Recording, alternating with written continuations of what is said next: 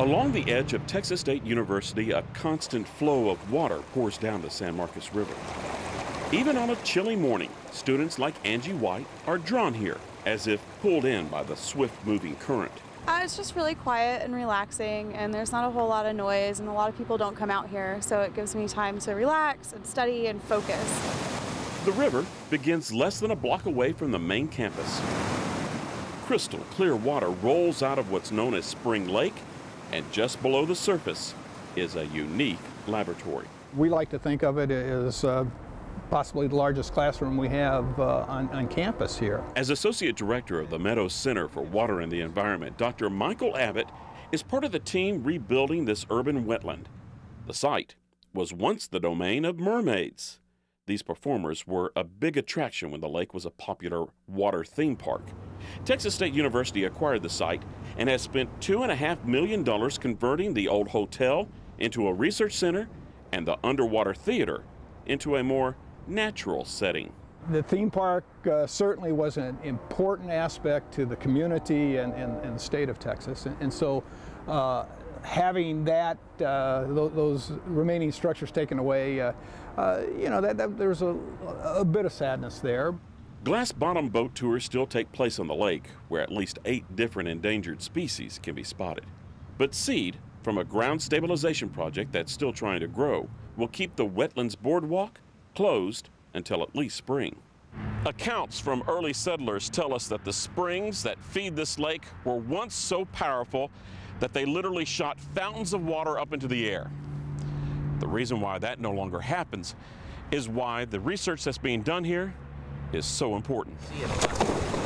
Dive crews routinely have to do underwater gardening to keep the lake bottom clear. Sand swirls mark the spots where spring water from the Edwards Aquifer escapes through a fault line. Monitoring this ecosystem, especially during times of drought, can help researchers learn how to better manage water resources. And until you see it, and see it up close and really become a part of it, you don't always really have the appreciation that you need of the importance of this resource and how important it is to maintain. A ripple effect that goes far beyond this small lake and the river it feeds. In San Marcos, Rudy Koski, Fox 7 News Edge. The repose of our citizens was disturbed by what appeared to be a regular pitched battle in the an old-time tale of a violent crime intended to excite and frighten women and children. Lieutenant Daryl Jamal reads an 1875 newspaper article about how Cornelius Fahey died. He was shot and killed on Congress Avenue, March 8, 1875. The old newspaper article describes the killer as whiskey-crazed, and Fahey survived long enough to give a suspect description. They caught the killer 3.5 miles away. This walk down memory lane has a purpose. Austin police are looking for pictures of Cornelius Fahey, John Gaines, and Tom Allen, the first 3 Austin police officers to die in the line of duty. Most families have keepsakes with older generations that somebody may just not know what they have, or they may have it sitting somewhere that they haven't looked at in years, and that if this information gets out there, it'll spark their memory. The 3 officers with unknown faces will join other fallen officers as part of the department's Shadow Box project. Wooden boxes holding uniforms, badges, and sometimes a personal item like Clinton Hunter's flashlight or Amy Donovan's handcuffs.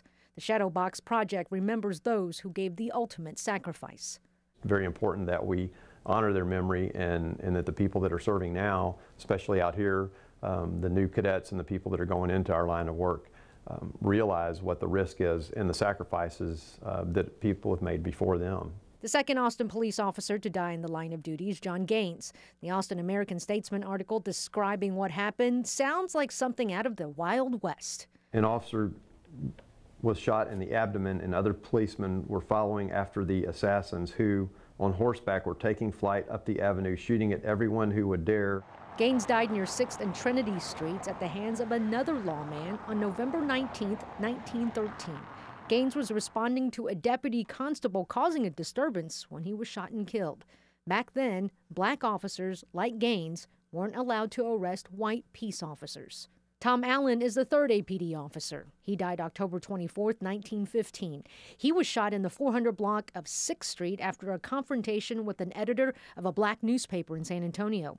Allen didn't like his portrayal of mistreating several African-American women he arrested.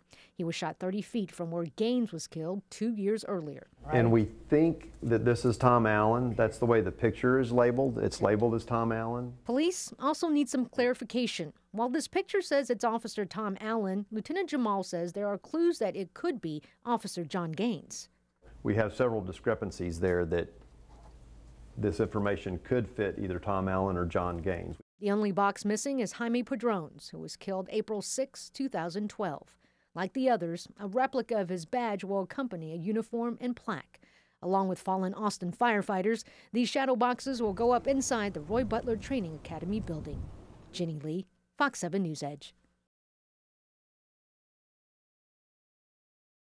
Do you want this over your shoulders or do you want it on your lap? When 10-year-old Tyler Koshman says he needs his blanket, it's not just any blanket. She usually plays around my shoulders like I have it now, and when I just sit there and it just puts me into a comfortable spot. A spot where Tyler says he feels able to focus and do his work and avoid distractions. When I have something weighted on me, it's just calming me down. Tyler is on the autism spectrum, and he says the pressure from the weight isn't just calming, it helps him thrive and do well at school. Do you want more pressure up at the top? He visits the special needs classroom at his Central Texas school during recess or even test taking. Because I just like to have it wrapped around me and be compressed like the hugging machine, but it's more of like something that's just, it's more of like thousands of blankets on me or a giant squeeze machine. A squeeze machine? Sound familiar? That's exactly what now Dr. Temple Grandin used all her life to cope with autism. And it's exactly why Beth Peacock went to work and launched her business, Mosaic Weighted Blankets. And I'm a huge fan of her, and I love the movie, and it turned on a light for me that the squeeze machine and the weighted blankets work in much the same way, like a tight hug. But a recent literature review published by a University of Texas professor and an international team of scientists say these popular therapies used to treat autism lack scientific evidence and don't work. Dr. Russell Lang was the lead researcher who studied 25 sensory integration technique studies. What we're saying is that the current evidence that's available through peer-reviewed research doesn't show a consistently positive effect. In fact, the majority of studies show no effect. Lang runs the Autism Center at Texas State University. He says the study was done to help parents, not offend them. Our intent was to provide information. Do you want more weight on your legs? But it doesn't take away from his results. Every study that can be considered scientifically rigorous has shown there's no effect for those blankets. And to that, Tyler has this to say. You really think that? I have some homework and I'm actually frustrated about that. Let's go see if they really do work. And I would grab it out and I would go sit down, lay it over me, and I would just ignore it. And he would probably keep saying, hey dude, are you still stressed? And I'm like, and then I would just ignore him for a while, then turn over, I'm like, no, it's really good. Fran Kennedy Ellis of Autism Society of America says the organization itself does not endorse any one intervention, but He's not gonna quit hugging me. her son also uses one at school. We read books and then I put the blanket on him and lights out and music, and we keep it on him for about 20-30 minutes until he's out. I say it's a really good idea. Loriana Hernandez, Fox News.